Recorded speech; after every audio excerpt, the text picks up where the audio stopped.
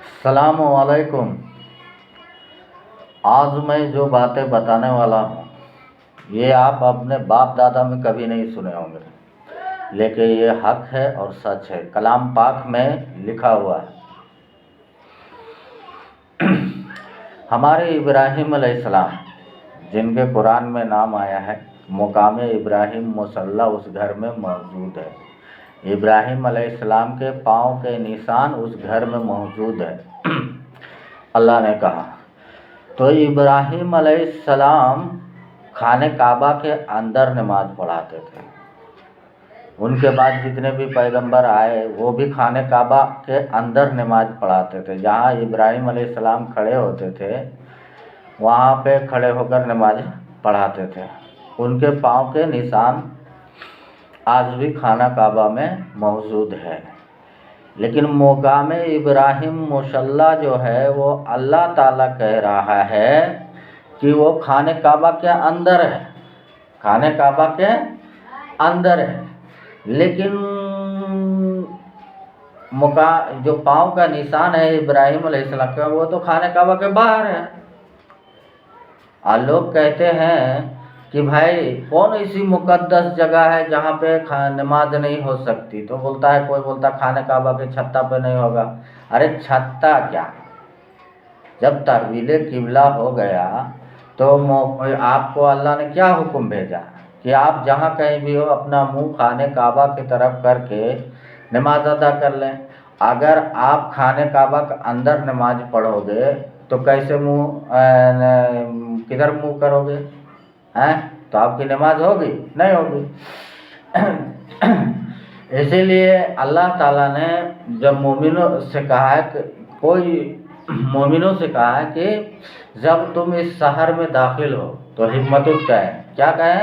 حکمتت، اور جب دروازے میں داخل ہوئے تو سجدہ کرتے ہوئے اور نظریں نیچے رکھے کہ اللہ تم پر رحم کرے گا۔ تو جب ہم اس گھر میں داخل ہوں گے تب نہیں، وہ گھر تو ابھی تالا مارا ہے وہاں۔ اس کا کارن ہے کہ وہ گھر میں یہ اللہ تعالیٰ کیوں کہہ رہا ہے اس گھر میں داخل ہوں کہ مقام ابراہیم جو مصلی ہے وہ خانہ کعبہ کے اندر ہوتا تھا۔ جو ابراہیم علیہ السلام کی پاؤں کا نشان ہے وہ خانہ کعبہ کے اندر ہوتا تھا۔ خانہ کعبہ میں 2 دروازہ ہوا کرتا تھا، ایک دروازہ سے داخل ہوتا تھا، دوسرے دروازے سے نکلتا تھا، اور خانہ کعبہ کا طواف کیا جاتا تھا، تب جا کے حج پورا ہوتا تھا۔ اور ابھی خالی طواف کرنے سے حج پورا ہو جائے گا؟ کبھی نہیں ہوگا۔ اس لیے کہتا ہے کہ جب تک آپ کلام پاک کی ہر بات کی پیروی نہیں کرو گے، سچ نہیں مانو گے، آپ مسلمان نہیں ہو سکتے۔ کیونکہ یہ جو بیان ہم کر رہے ہیں یہ وہی لوگ سمجھ سکتا ہے جو مومن ہے، جس کا ایمان ہے کلام پاک پہ، اور جس کا ایمان ملاؤں پہ ہے وہ کبھی ایمان نہیں لائے گا۔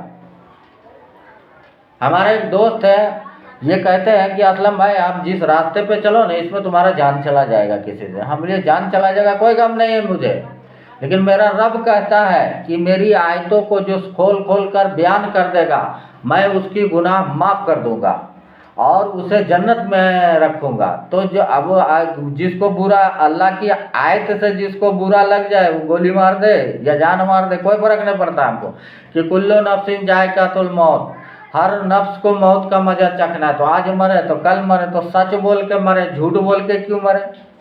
سچائی بیان کر کے مرے کہ مرنے کے بعد بھی جو اگر کسی کے شخص جو سنے گا جانے گا کہ یہ آدمی سچ بولتا تھا، کلام پاک کی بات کرتا تھا، کلام پاک کی آیت کی بات۔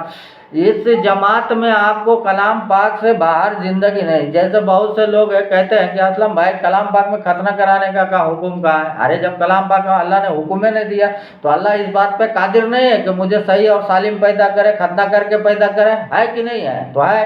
تو اندھ بھکت کو یہ بات برا لگ جائے گا اور مومن کو اچھا لگے گا، کیونکہ مومن جانتا ہے کہ جتنا حکم اللہ نے نازل کیا وہی حق ہے، باقی باطل ہے۔ تو ایمان لاؤ اللہ کی آیت پہ، اللہ کی ذات پہ، اللہ کی بات پہ، کلام پاک پہ پیروی کرو کلام پاک کی۔